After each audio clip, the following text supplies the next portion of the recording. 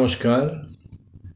ভগবান শ্রী শ্রী রামকৃষ্ণ পরমহংসদেব, পরম আরাধ্যা শ্রী শ্রী মা শারদামণি এবং বীর সন্ন্যাসী স্বামী বিবেকানন্দের রাতুল চরণে আমার ভক্তিপূর্ণ ভূমিষ্ঠ প্রণাম জানিয়ে শুরু করছি ভক্তের দরবার ইউটিউব চ্যানেলের শ্রীরামকৃষ্ণ ভক্তমালিকা পাঠ। আমরা পড়ছি পরম পূজ্যপাদ শ্রীমৎ স্বামী যোগানন্দ মহারাজের জীবন কথা। আমি ভূমিষ্ঠ প্রণাম জানাচ্ছি পরম পূজ্যপাদ শ্রীমৎ স্বামী গম্ভীরানন্দ মহারাজজির রাতুল চরণে।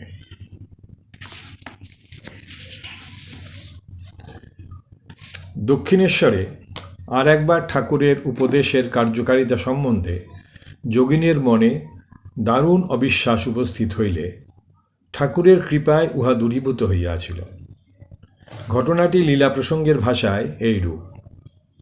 স্বামী যোগানন্দ, যাহার মতো ইন্দ্রিয়জিৎ পুরুষ বিরল দেখিয়াছি, দক্ষিণেশ্বরে ঠাকুরকে একদিন ওই কামজয় বিষয়ে প্রশ্ন করেন। তাহার বয়স তখন অল্প, বোধহয় 14-15 হইবে, এবং অল্পদিনই ঠাকুরের নিকট যাতায়াত করিতেছেন। সে সময় নারায়ণ নামে একটি হঠযোগীও দক্ষিণেশ্বরে পঞ্চবটী তলে কুটিরে থাকিয়া নেতি ধৌতি ইত্যাদি ক্রিয়া দেখাইয়া কাহাকেও কৌতূহলোৎকৃষ্ট করিতেছেন।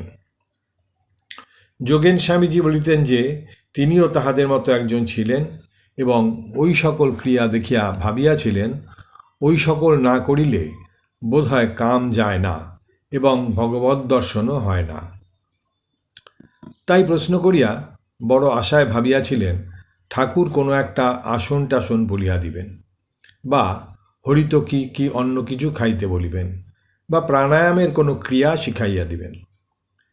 যোগেন স্বামীজি বলিতেন, ঠাকুর আমার প্রশ্নের উত্তরে বললেন, খুব হরিনাম করবি, তাহলেই যাবে। কথাটা আমার একটুও মনের মতো হলো না। মনে মনে ভাবলুম, উনি কোনো ক্রিয়াটিয়া জানেন না কি না, তাই একটা যাতা বলে দিলেন। হরিনাম করলে আবার কাম যায়? তাহলে এত লোক তো করছে, যাচ্ছে না কেন? তারপর একদিন কালীবাড়ির বাগানে এসে ঠাকুরের কাছে আগে না গিয়ে পঞ্চবটিতে হঠযোগীর কাছে দাঁড়িয়ে তার কথা মুগ্ধ হয়ে শুনছি। এমন সময় দেখি ঠাকুর স্বয়ং সেখানে উপস্থিত। আমাকে ডেকে হাত ধরে নিজের ঘরের দিকে যেতে যেতে বলতে লাগলেন, তুই ওখানে গিয়েছিলি কেন? ওখানে যাসনি। ওসব হঠযোগের ক্রিয়া শিখলে ও করলে শরীরের ওপরই মন পড়ে থাকবে, ভগবানের দিকে যাবে না। আমি কিন্তু ঠাকুরের কথা ভাবলুম, পাছে আমি অর্থাৎ ঠাকুরের ওর কাছে না আসি, তাই এই সব বলছেন। আমার বরাবরই আপনাকে বড় বুদ্ধিমান বলে ধারণা, কাজেই বুদ্ধির দৌড়ে ওইরূপ ভাবলুম আর কি। তারপর ভাবলাম, উনি যা বলছেন তা করেই দেখি না কেন, কি হয়। এই বলে এক মনে খুব হরিনাম করতে লাগলুম। আর বাস্তবিকই অল্পদিনেই ঠাকুর যেমন বলেছিলেন প্রত্যক্ষ ফল পেতে লাগলুম। শ্রী শ্রী রামকৃষ্ণ লীলা প্রসঙ্গ, 2য় ভাগ, গুরু ভাব, পূর্বার্ধ 15-16 পৃষ্ঠায় এই কথাটি বর্ণিত আছে। এখানে সেটা লেখা আছে। যোগিনের সন্দেহ ঠাকুরের উপদেশ বা লোকব্যবহারে মাত্র সীমাবদ্ধ না থাকিয়া একদা চরিত্রের ক্ষেত্রেও ছায়াপাত করিয়াছিল। তিনি সেদিন ঠাকুরের অনুমতিক্রমে কালীবাড়িতে রাত্রি যাপন করিতেছিলেন। নানাবিধ ঈশ্বরীয় আলাপ আলোচনা দিতে রাত্রি প্রায় 10টা বাজিয়া গেলে আহার সমাপনান্তে উভয়ে একই ঘরে শয়ন করিলেন। অকস্মাৎ মধ্যরাত্রে যোগিনের ঘুম ভাঙিয়া গেলে উঠিয়া দেখেন ঠাকুর ঘরে নাই, দরজা খোলা। ঠাকুর হয়তো বাহিরে পায়চারি করিতেছেন, এই ভাবিয়া যোগিন তাহার সন্ধানে বাহিরে গেলেন। একে গভীর রাত্রি, তাহাতে নির্জন, সুস্নিগ্ধ চন্দ্রালোকে চারিদিক উদ্ভাসিত। যোগিন তথাপি ঠাকুরকে কোথাও দেখিতে পাইলেন না। তাহার মনে সন্দেহ উপস্থিত হইল, তবে কি তিনি পত্নীর নিকট শয়ন করিতে গিয়াছেন? তাহা হইলে মন মুখ এক করিয়া তিনিও কি কাজ করেন না? এই বিষয়ে তিনি পরে বলিয়াছিলেন, ওই চিন্তার উদয় মাত্র সন্দেহ, ভয় প্রভৃতি নানা ভাবের যুগপৎ সমাবেশে এককালে অভিভূত হয়ে পড়ল। পরে স্থির করলুম নিতান্ত কঠোর এবং রুচিবিরুদ্ধ হলেও যা সত্য তা জানতে হবে। অনন্তর নিকটবর্তী এক স্থানে দাঁড়িয়ে নবদখানার দ্বারদেশ লক্ষ্য করতে লাগল। কিছুকাল ওরূপ করতে না করতে পঞ্চবটির দিক থেকে চটি জুতার চটচট শব্দ শুনতে পেলুম এবং অবিলম্বে ঠাকুর এসে সম্মুখে দাঁড়ালেন। আমাকে দেখে বললেন, কিরে, তুই এখানে দাঁড়িয়ে আছিস যে? তার উপরে মিথ্যা সন্দেহ করেছি বলে লজ্জা ও ভয়ে জড়সড় হয়ে অধবদনে দাঁড়িয়ে রইলুম। ওই কথার কোনো উত্তর দিতে পারলুম না। ঠাকুর আমার মুখ দেখেই সকল কথা বুঝতে পারলেন এবং অপরাধ গ্রহণ না করে আশ্বাস দিয়ে বললেন, বেশ বেশ, সাধুকে দিনে দেখবি, রাতে দেখবি, তবে বিশ্বাস করবি। ঠাকুর পরীক্ষায় উত্তীর্ণ হইলেন। আবার যোগিনের মন হইতেও সেদিন ওই সময়ে আর এক অলৌকিক চিত্র দর্শনের ফলে চিরকালের মতো এই সন্দেহের জবনিকা অপসারিত হইয়া তাহার স্থানে প্রকটিত হইল অটুট শ্রদ্ধা ও ততোধিক ভালোবাসা। ঠাকুর যখন পঞ্চবটির দিক হইতে আসিতেছিলেন, তখন যোগিনের দৃষ্টি নহবতের উপর দিকে সহসা আকৃষ্ট হইলে তিনি দেখিলেন চন্দ্রালোকে মা সমাধিস্থা, আর তাহার এই অনুভূতি হইল যে মা সাধারণ মানবী নহেন। সম্ভবত সেই দিন হইতেই যোগীন প্রকৃত মাতৃভক্ত হইয়াছিলেন এবং ভক্তির প্রেরণায় ঠাকুরের দেহত্যাগের পরে স্বীয় জীবন প্রধানত মাতৃসেবাই নিয়োগ করিয়াছিলেন। দক্ষিণেশ্বরের পরে আমরা যোগিনের আবার দর্শন পাই কাশীপুরে। গুরুগত প্রাণ যোগিন তখন নিজের দেহের কথা ভুলিয়া ঠাকুরের সেবায় রত আছেন, কিন্তু শরীরের একটা নিজস্ব ধর্ম আছে, কাজেই তিনি শীঘ্রই অসুস্থ হইয়া পড়িলেন। এই কথা শুনিয়া ঠাকুর অত্যন্ত দুঃখিত হইয়া বলিলেন, সেবার ত্রুটি হবে বলে তোমরা নিজের শরীরের যত্ন নিচ্ছ না। তোমাদের শরীর ভেঙে গেলে আমার যত্ন করবে কে? তোমরা বাবু অসময়ে খাওয়া দাওয়া করো না। তদবধি ঠাকুর কাহাকেও অসময়ে খাইতে দিতেন না। শুধু ঠাকুরের সেবাতেই যে যোগিনের ঐকান্তিকতা দেখা যাইত তাহাই নয়, সেবার অবসরে তিনি বৃথা কর্মে বা বৃথা লাভে যোগ না দিয়া আত্মচিন্তায় মগ্ন থাকিতেন। স্বামী শিবানন্দ বলিয়াছিলেন, কাশীপুরে একসঙ্গেই ছিলুম, যোগিন খুব ধ্যান করত। কাশীপুরে ঠাকুরের স্মৃতির সহিত যোগিন আর একভাবে জড়িত হইয়া আছেন। মহাসমাধির ৮-৯ দিন পূর্বে একদিন হঠাৎ ঠাকুর যোগিনকে পঞ্জিকা আনিয়া 25শে শ্রাবণ হইতে প্রতিদিনের তিথি নক্ষত্র প্রভৃতি পড়িয়া শুনাইতে আদেশ করিলেন। তদনুসারে শ্রাবণ সংক্রান্তি পর্যন্ত সব দিনের বিশেষ বিবরণী পঠিত হইল। 31 শ্রাবণের তিথি নক্ষত্র প্রভৃতি শুনিয়াই ঠাকুর ইঙ্গিতে পঞ্জিকা রাখিয়া দিতে বলিলেন। ওই দিন শুভ পূর্ণিমা তিথিতে রাত্রি 1:06 সময় 16ই আগস্ট 1886 খ্রিস্টাব্দে ঠাকুর মহাসমাধিতে দেহ রক্ষা করিলেন। শ্রী শ্রী ঠাকুরের লীলা সম্বরণের পক্ষকাল পরেই শ্রী শ্রী মা 15ই ভাদ্র বৃন্দাবন যাত্রা করিলেন। সঙ্গে যাইলেন যোগিন, লাটু, কালী, গোলাপমা, লক্ষ্মী দেবী ও নিকুঞ্জ দেবী। ইহারা পথে বৈদ্যনাথ, কাশীধাম ও অযোধ্যা দর্শন করিয়া বৃন্দাবনে কালাবাবুর কুঞ্জে উপস্থিত হইলেন। পথে ট্রেনে যোগিনের ভীষণ জ্বর হয়। যতক্ষণ হুঁশ ছিল ততক্ষণ তিনি কেবল ভাবিতেছিলেন কি করে এদের বৃন্দাবনে নামাব। এই সময় তিনি দেখিলেন যেন ঠাকুর স্থির হইয়া বসিয়া আছেন এবং নিকটেই বিকটাকৃতি জরাসুর। সে বলিতেছে, তোকে দেখে নিতুম, তা পারলুম না তোর গুরু পরমহংসদেবের জন্যে, তোকে এখনই ছেড়ে দিতে হচ্ছে। যাক, এই বেটিকে লাল কাপড় পরা এক স্ত্রীমূর্তি দেখাইয়া রসগোল্লা দিস। ভোরেই জ্বর সারিয়া গেল। পরে জয়পুরে দেবাদি দর্শনকালে কোনো এক মন্দিরে পূর্ববর্ণিত মূর্তি দেখিয়া তিনি সব কথা শ্রীযুক্তা যোগিনমাকে জানাইলেন। সৌভাগ্যক্রমে নিকটেই রসগোল্লার দোকান ছিল। দেবীকে ভোগ দেওয়া হইল। ওই দেবী হয়তো শীতলা, হয়তো ঠাকুরের কৃপায় সেই যাত্রা যোগিন বসন্ত রোগ হইতে রক্ষা পাইয়াছিলেন। বৃন্দাবনে যোগিন মহারাজকে এক বিশেষ ইষ্টমন্ত্রে দীক্ষা দিবার জন্য মা ঠাকুরের নিকট আদেশ পাইলেন। তখন পর্যন্ত তিনি কাহাকেও দীক্ষা দেন নাই, এমনকি 2-3 জন ব্যতীত ঠাকুরের অপর সন্তানদের সহিত কথাও বলিতেন না। তাই প্রথমে ওই আদেশকে মনের খেয়াল ভাবিয়া তিনি চুপ করিয়া রহিলেন, কিন্তু পরপর 3 দিন ওইভাবে আদেশ পাইলেন। তাই যোগিনকে জিজ্ঞাসা করিয়া জানিলেন যে ঠাকুর তাহাকে একটা কিছু বলিবেন এইরূপ ভাব প্রকাশ করিয়াছিলেন, কিন্তু বলিয়া যান নাই। অধিকন্তু তিনিও শ্রী মায়েরই মতো মন্ত্রগ্রহণের আদেশ পাইয়াছেন। তখন মা একদিন পূজাকালে ভাবাবেশে তাহাকে আহ্বানপূর্বক দীক্ষা দিয়া ঠাকুরের আদেশ পালন করিলেন। বৃন্দাবনে নিকুঞ্জদেবী 1 মাস থাকিয়া ম্যালেরিয়ায় আক্রান্ত হন ও কালী মহারাজের সহিত কলিকাতায় ফিরিয়া আসেন। লাটু মহারাজও কয়েক মাস পরেই কলিকাতায় চলিয়া আসেন। সুতরাং অতঃপর মায়ের সেবার পূর্ণ দায়িত্ব যোগিন মহারাজকেই লইতে হইল। বৃন্দাবনে শ্রী শ্রীমা 1 বৎসর বাস করেন। ইহারই মধ্যে এক সময় তিনি পায়ে হাঁটিয়া বৃন্দাবন পরিক্রমা করেন এবং সকলকে লইয়া হরিদ্বার দেখিয়া আসেন। অতঃপর তাহারা ক্রমে জয়পুর, পুষ্কর ও প্রয়াগ হইয়া কলিকাতায় উপস্থিত হন। এইবারে শ্রী শ্রীমা 1 পক্ষকাল কলিকাতায় বলরাম মন্দিরে থাকিয়া যোগিন মহারাজ ও গোলাপ মার সঙ্গে কামারপুকুরে যান। মাকে কামারপুকুরে পৌঁছাইয়া দিয়া যোগিন মহারাজ অন্যান্য গুরুভ্রাতাদের ন্যায় তীর্থ দর্শনে বাহির হন। বৃন্দাবন হইতে ফিরিয়া তিনি অপর গুরুভ্রাতাদের ন্যায় সন্ন্যাস গ্রহণপূর্বক স্বামী যোগানন্দ নামে পরিচিত হইয়াছিলেন।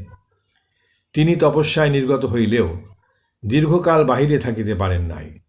শ্রী শ্রীমা 1888 খ্রিস্টাব্দের মধ্যভাগে বেলুড়ে নীলাম্বর বাবুর বাগানে বাস করিতে আরম্ভ করিলে তিনিও তথায় আসিয়া মায়ের সেবাভার গ্রহণ করেন। ওই সময় বরাহনগর মঠ হইতে সাধুরা মধ্যে মধ্যে আসিয়া তাহাকে সাহায্য করিতেন। 1295 বঙ্গাব্দের অগ্রহায়ণ মাসে শ্রী শ্রীমা স্বামী ব্রহ্মানন্দ, যোগানন্দ, শারদানন্দ, যোগিনমার জননী, গোলাপমা ও লক্ষ্মীদেবীর সহিত পুরীধামে গমন করেন। তখনও রেললাইন প্রস্তুত হয় নাই, সুতরাং সকলে কটক পর্যন্ত স্টিমারে গিয়া তথা হইতে গোযানে পুরীধামে উপস্থিত হন। শ্রী শ্রীমা যোগানন্দ প্রভৃতিকে লইয়া পৌষ মাস পর্যন্ত নীলাচলে ছিলেন। অতঃপর তাহারা কলিকাতায় বলরাম মন্দিরে আগমন করেন এবং 3-4 সপ্তাহ পরে আটপুর হইয়া কামারপুকুর যাত্রা করেন। আটপুর পর্যন্ত স্বামী বিবেকানন্দ, যোগানন্দ, প্রেমানন্দ, শারদানন্দ, অদ্ভুতানন্দ, অভেদানন্দ, মাস্টার মহাশয়, বৈকুণ্ঠনাথ সান্যাল প্রভৃতি অনেকেই ছিলেন। ইহাদের অধিকাংশই আটপুর হইতে ফিরিয়া আসেন, কিন্তু যোগানন্দ, অভেদানন্দ প্রভৃতি শ্রী শ্রী মায়ের সহিত তারকেশ্বর হইয়া কামারপুকুর যান। শ্রী শ্রী মা সেবারে প্রায় 1 বৎসর কামারপুকুরে ছিলেন। ইত্যবসরে যোগানন্দ পুনর্বার তীর্থ দর্শনে নির্গত হন। তিনি বৈদ্যনাথ, গয়াধাম, প্রয়াগ, চিত্রকূট, ওঙ্কারনাথাদি দর্শনান্তে প্রয়াগে আসিয়া বসন্ত রোগে আক্রান্ত হন। সংবাদ পাইয়া স্বামীজি প্রভৃতি গুরুভ্রাতারা তাহার নিকট ছুটিয়া আসেন। সৌভাগ্যক্রমে অসুখ গুরুতর হয় নাই, পানি বসন্ত মাত্র। দিন কয়েক ভুগিয়াই তিনি সুস্থ হইলেন। আরোগ্য লাভের পরে যোগানন্দজি কিছুদিন প্রয়াগে ছিলেন। 1890 খ্রিস্টাব্দের প্রারম্ভে তিনি কলকাতায় ফিরিয়া আসেন এবং বিভিন্ন স্থানে বিবিধভাবে শ্রী শ্রী মায়ের সেবায় আত্মসমর্পণ করেন। আমরা যতদূর জানিতে পারিয়াছি তাহাতে মনে হয় যে জয়রামবাটি ও কামারপুকুরে দীর্ঘকাল অবস্থানপূর্বক মায়ের সেবা না করিয়া থাকিলেও কলিকাতা ও বেলুর প্রভৃতি অঞ্চলে শ্রী শ্রী মায়ের অবস্থানকালে অথবা তীর্থ দর্শনকালে যোগানন্দজি তাহার সেবায় নিযুক্ত থাকিতেন এবং ছায়ার ন্যায় তাহার অনুসরণ করিতেন। এই সময়ে শ্রী শ্রী মায়ের বিভিন্ন স্থানে অবস্থানাদি সম্বন্ধে যথাসম্ভব একটি ধারাবাহিক বিবরণ প্রদত্ত হইল। ইহাতে যোগানন্দ মহারাজের অজ্ঞাত জীবনের উপর অনেকটা আলোকসম্পাত হইবে। 1890 খ্রিস্টাব্দের প্রারম্ভে মা কলিকাতায় প্রত্যাবর্তন করিয়া বেলুড়ে রাজু গোমস্তার ভাড়া বাড়িতে বাস করেন। পরে কম্বুলিয়া টোলায় মাস্টার মহাশয়ের বাড়িতে আসেন। 1297 সালের জ্যৈষ্ঠ মাসে তিনি বেলুড়ে ঘুষুরিতে একটি ভাড়া বাড়িতে ছিলেন। যোগানন্দজি এখানে তাহার সেবায় নিযুক্ত ছিলেন। ভাদ্র মাস পর্যন্ত সেখানে থাকিয়া মায়ের রক্তামাশয় রোগ হইলে তাহাকে বরানগরে সৌরীন্দ্র ঠাকুরের বাড়িতে চিকিৎসার জন্য আনা হয়। যোগানন্দ তখন বরানগর মঠে থাকিয়া মায়ের তত্ত্বাবধান করিতেন। অতঃপর মা বলরাম মন্দিরে আসেন এবং দুর্গাপূজার পরে কামারপুকুর হইয়া জয়রামবাটি যান। পরবৎসর 1300 সালের আষাঢ় মাসে বেলুড়ে ফিরিয়া নীলাম্বর বাবুর বাড়িতে দোতলায় বাস করিতে থাকেন। সঙ্গে থাকিতেন গোলাপ মা আর যোগিন মা এবং বাহিরের নিচের বৈঠকখানায় তত্ত্বাবধানে নিযুক্ত থাকিতেন স্বামী যোগানন্দ ও স্বামী ত্রিগুণাতীতানন্দ। ওই বৎসরের শেষ ভাগে মাঘ কিংবা ফাল্গুন মাসে মা যখন কৈলোয়ারে বায়ু পরিবর্তনে যান তখন যোগানন্দও সঙ্গে গিয়াছিলেন। 2 মাস পরে কৈলোয়ার হইতে ফিরিয়া শ্রীমা 1301 সালের দুর্গাপূজার পূর্ব পর্যন্ত বেলুড়ে বাস করিয়া আটপুরে যান এবং সেখানে পূজার কয়েকদিন কাটাইয়া জয়রামবাটি চলিয়া যান। ওই বৎসরের শেষ ভাগে স্বীয় গর্ভধারিণী প্রভৃতি এবং যোগানন্দজির সহিত শ্রীমা তীর্থ দর্শনে গমন করেন এবং বৃন্দাবনে প্রায় 2 মাস অতিবাহিত করেন।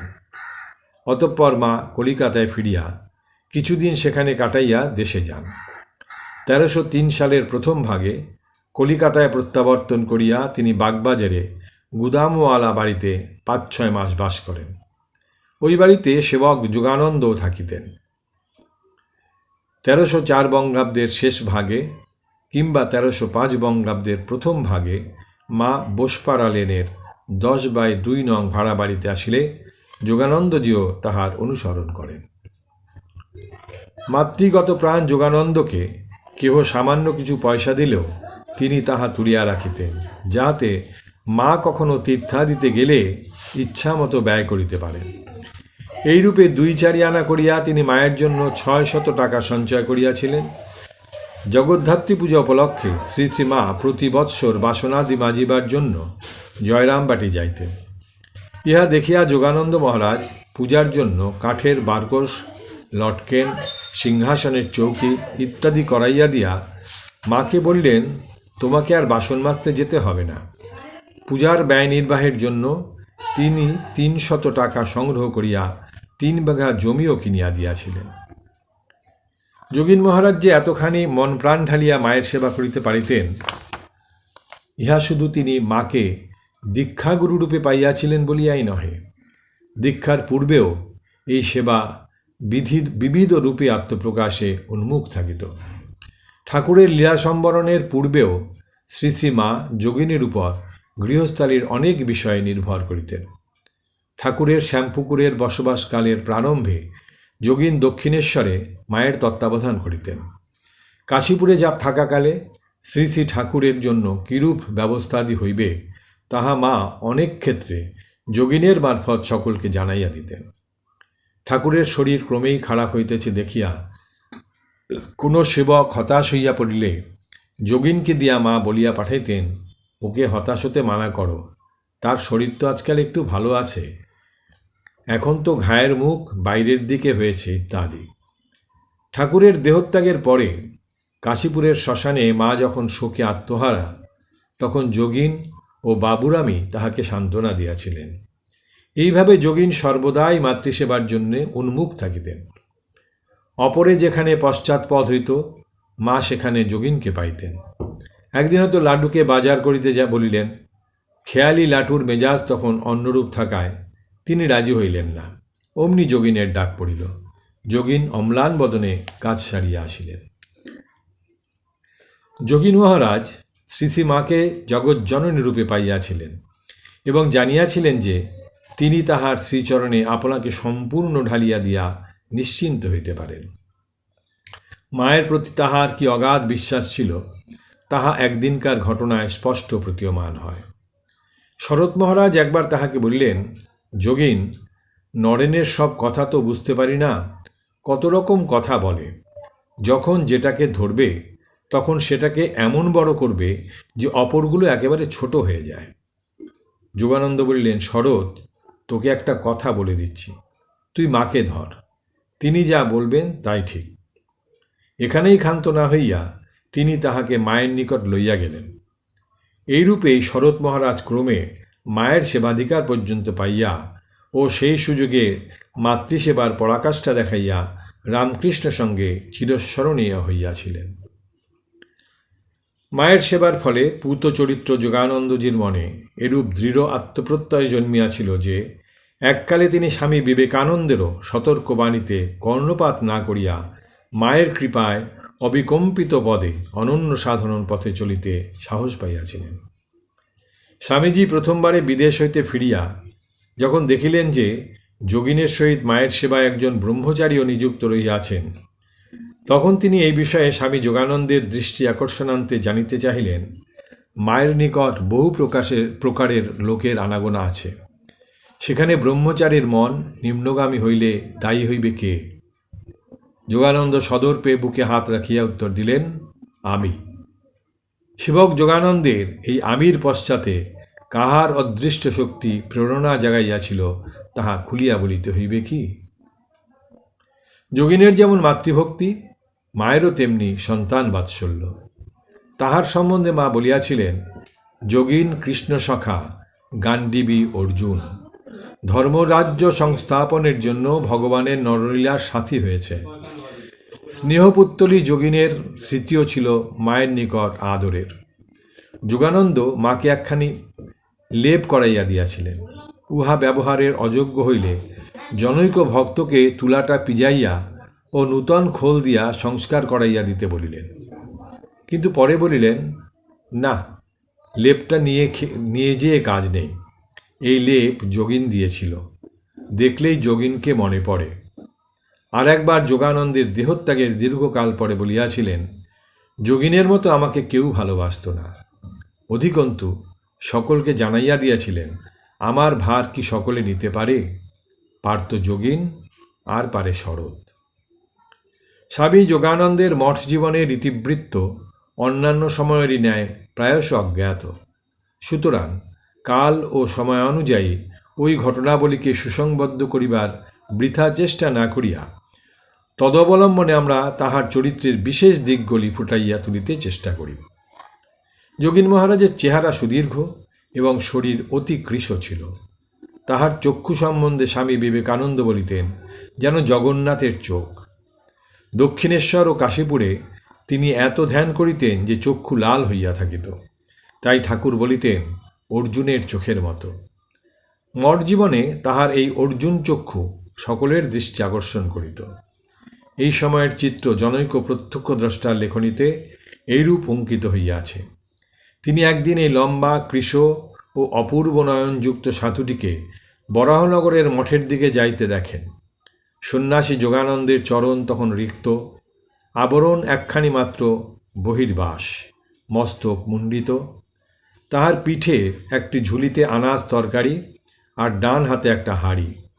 ঠাকুর সেবার এই সব দ্রব্য সম্ভার লইয়া দারুণ রৌদ্রে হাঁটিয়া চলিয়াছেন সাবর্ণ চৌধুরীদের বংশধর, অথচ তাহার মুখ স্নিগ্ধ প্রশান্ত। দ্বিতীয় চিত্র বলরাম মন্দিরে। মঠ আলমবাজারে উঠিয়া গিয়াছে, কিন্তু মঠ জীবনের দুঃখ, দারিদ্র্য এবং অনিশ্চয়তা তখনও কাটিয়া যায় নাই। এইরূপ নিরাশার দিনেও স্বামী যোগানন্দের কণ্ঠে একটা বড় আশার বাণী উত্থিত হইয়াছিল। সেই দিন বলরাম মন্দিরের বারান্দায় পদচারণ করিতে করিতে তিনি পার্শ্বস্থ ব্যক্তিকে বলিয়াছিলেন, যিশুর সময় কতকগুলো ত্যাগী বেরিয়ে জগৎকে তোলপাড় করেছিল, এইবার আর একবার কতকগুলো ত্যাগী বেরিয়ে জগৎকে তোলপাড় করবে। ঠাকুরের বাণীতে কতখানি বিশ্বাস থাকিলে ওই সুদূর অতীতের ঘোর তিমিরে এই রকম আশার আলোক বিচ্ছুরিত হইতে পারে। পাঠক কি একবার তাহা ভাবিয়া দেখিবেন। স্বামী শিবানন্দের মতে যোগীন মহারাজ খুব রহস্যপ্রিয় ছিল। আলমবাজারের মঠে বাসকালে তিনি একদিন ভিক্ষা হইতে ফিরিয়া তাহার অভিজ্ঞতা ভঙ্গি সহকারে মঠবাসীদিগের নিকট বলিয়া সকলকে আমোদিত করিয়াছিলেন। তিনি কহিয়াছিলেন, মাগিটার আছে কি? একখানা খোড়ো ঘর, দুখানা ছেঁড়া কাঁথা আর একটি তামার ঘটি। হায় রে, বলে কিনা তারই বাড়িতে চুরি করতে গেছি।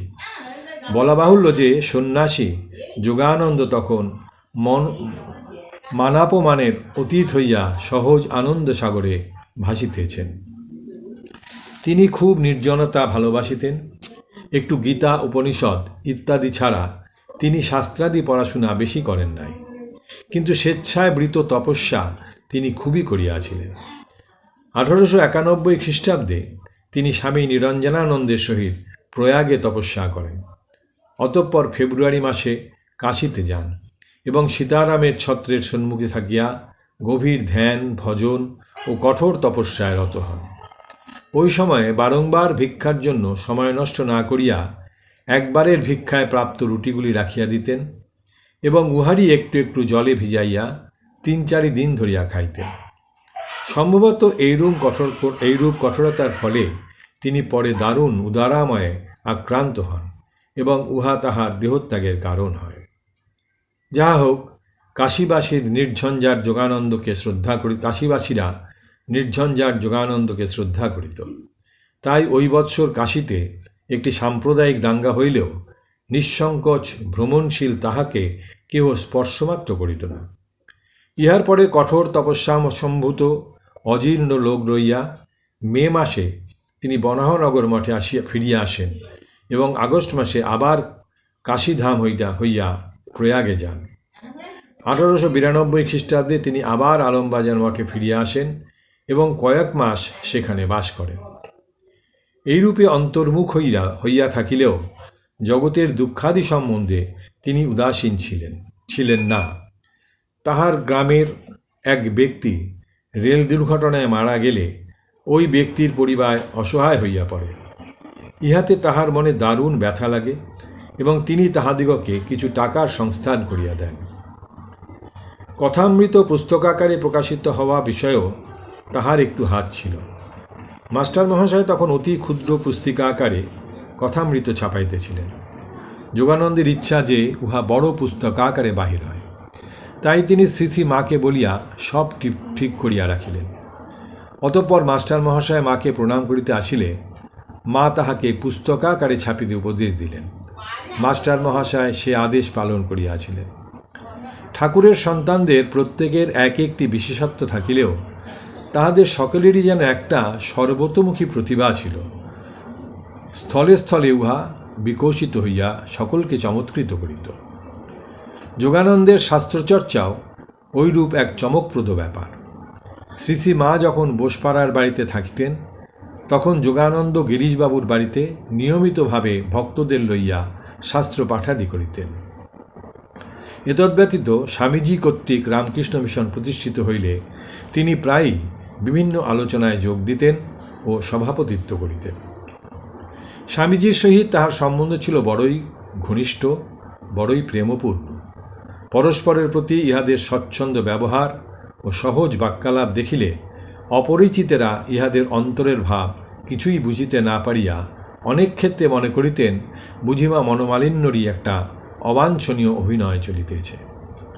স্বামীজি আমেরিকা হইতে ফিরিয়া আসার পর এই অভিনয় অনেকেরই দৃষ্টি আকর্ষণ করিয়াছিল, পরন্তু অচিরেই সকলে উহার মর্মার্থ বুঝিয়া ওইসব সৌহার্দ্যপূর্ণ কলহে আনন্দই পাইতেন। ঠিক এইভাবেই একদিন বলরামবাবুর গৃহে স্বামীজির সহিত তাহার তর্ক উপস্থিত হয়। স্বামীজির আরব্ধ ও পরিকল্পিত কার্যাবলীতে অসন্তোষ প্রকাশ করিয়া যোগানন্দজি আপত্তি তুলিলেন। তোমার এসব বিদেশিভাবে কার্য করা হচ্ছে, ঠাকুরের উপদেশ কি এরূপ ছিল?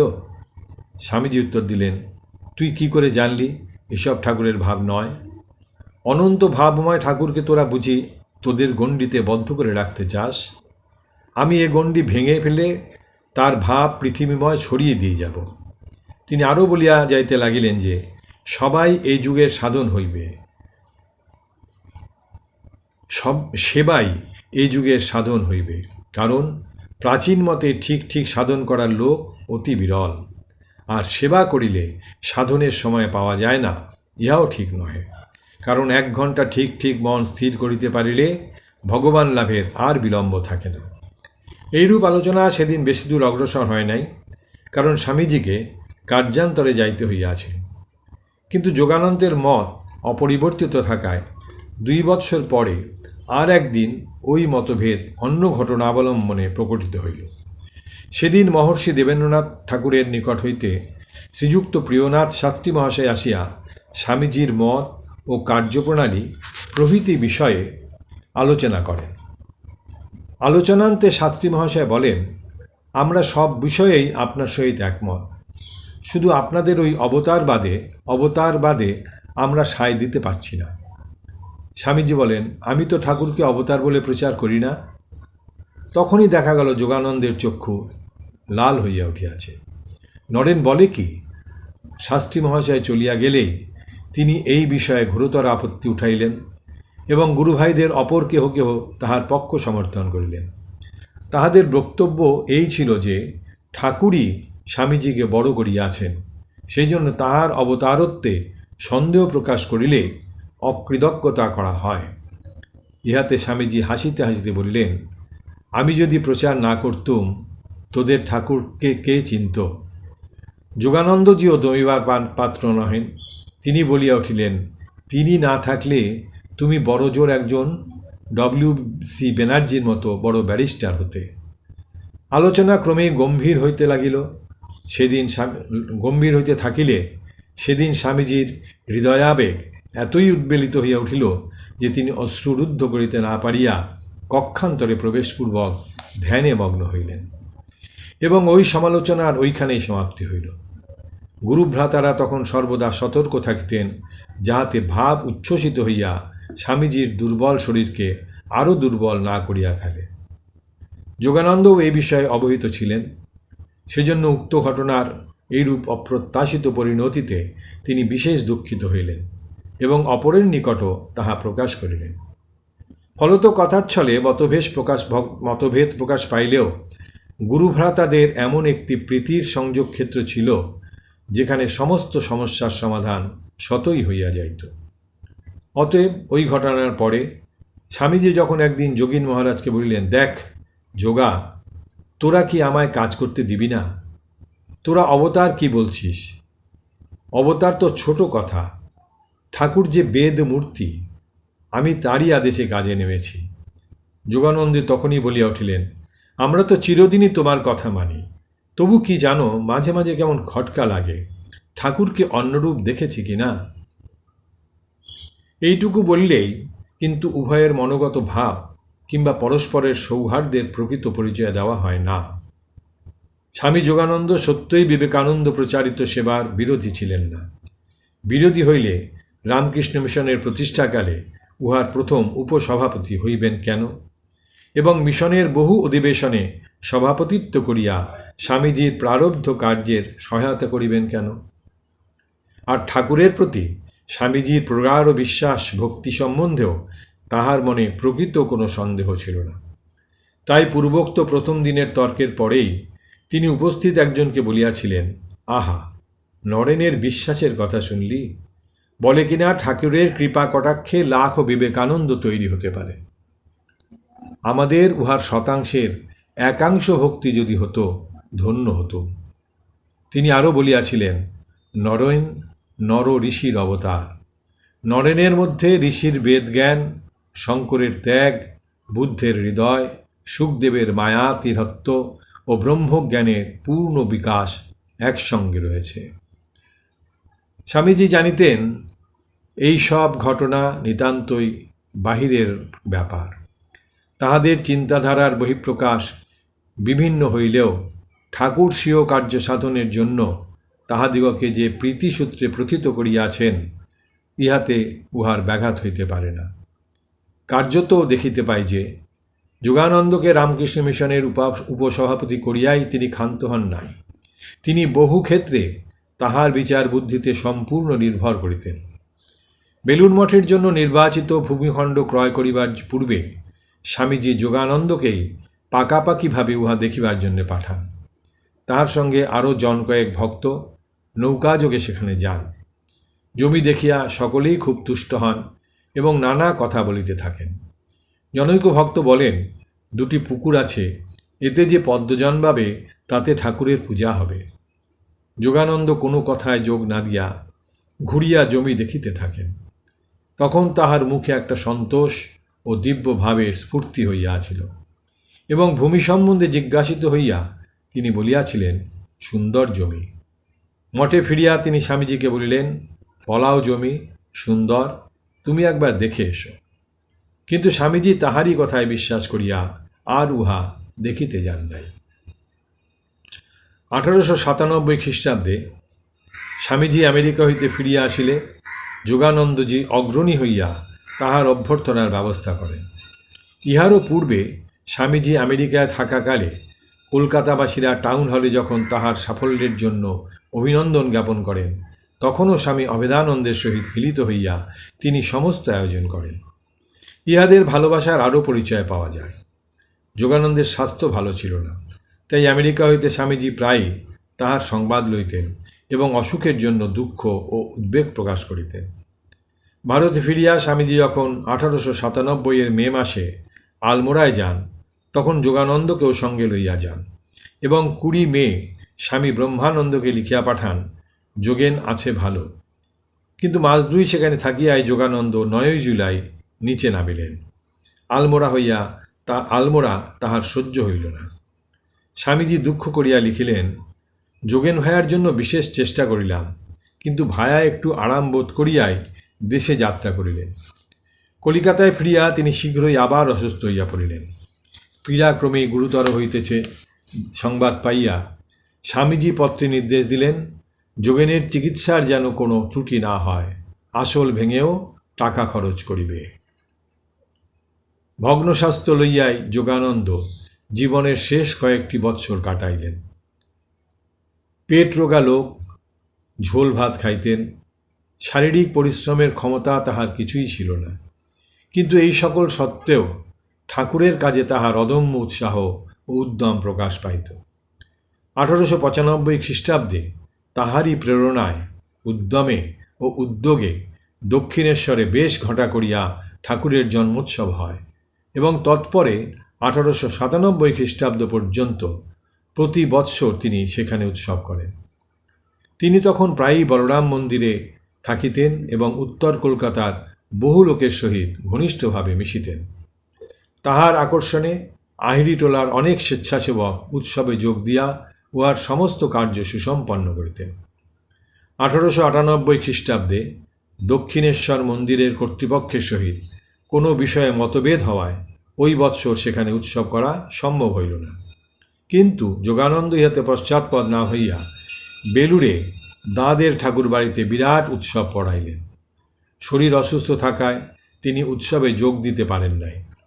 ইহাই তাহার শেষ উৎসব, কারণ পরবর্তী উৎসবের পূর্বেই তিনি 1306 সালের অগ্রহায়ণ মাসে শ্রী শ্রী মায়ের 20/2 নং বোসপাড়া লেনের বাড়িতে শেষ রোগশয্যা গ্রহণ করেন।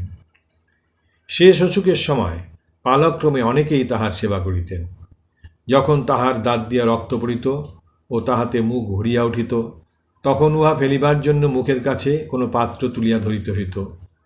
মুখ বন্ধ থাকায় তিনি কথা বলিতে পারিতেন না, ইঙ্গিত মাত্র করিতেন। উহা বুঝিয়া লইয়া সেবক অগ্রসর না হইতে পারিলে ঐরূপ ক্ষেত্রে রোগীর বিরক্ত হওয়া স্বাভাবিক।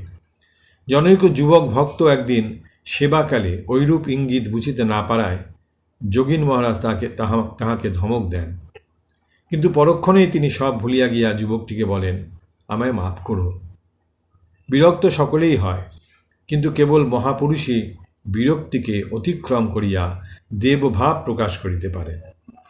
শেষ অসুখের সময় পিতামাতা তাহার শয্যাপার্শ্বে আসিলে দেখা গেল যে তিনি সমস্ত মায়িক সম্বন্ধের অতীত। তিনি তাহাদিগকে বলিলেন, আমি আশীর্বাদ করি তোমাদের ভক্তি লাভ হোক। ভগবানে বদ্ধচিত্ত যোগানন্দের তখন জাগতিক সম্বন্ধ অবলম্বনে লৌকিকতা প্রদর্শনের অবকাশ নাই।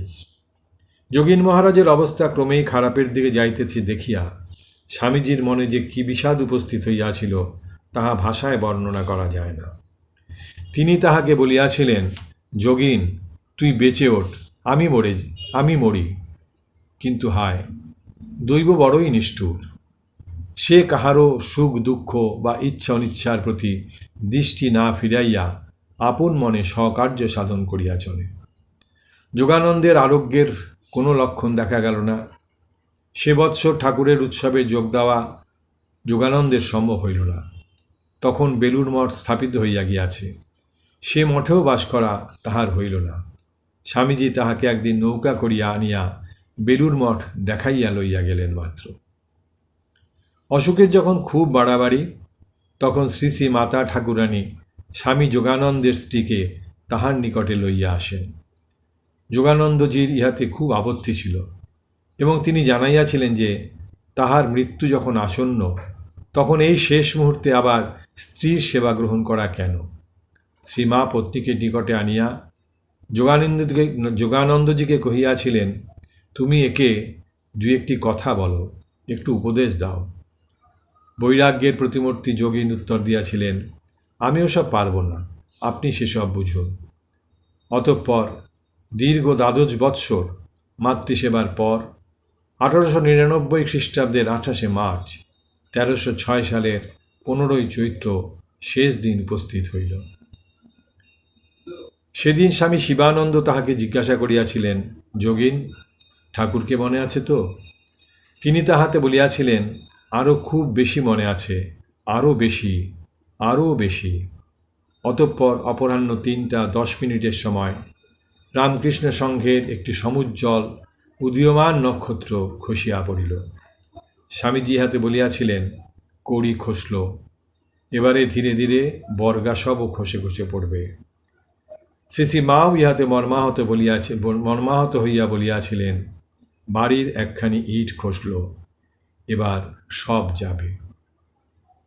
পরম পূজ্যপাদ শ্রীমৎ স্বামী যোগানন্দ মহারাজজির জীবন কথা এখানেই শেষ হলো। এর পরবর্তী দিন আবার আমরা পড়ব পরম পূজ্যপাদ শ্রীমৎ স্বামী প্রেমানন্দ মহারাজজির কথা। আজকের মতো এখানেই রাখছি। জননীং শারদাং দেবীং রামকৃষ্ণং জগদ্গুরুং পাদপদ্মে তয়োশ্রিত্বা প্রণমামি মুহুর্মুহুঃ।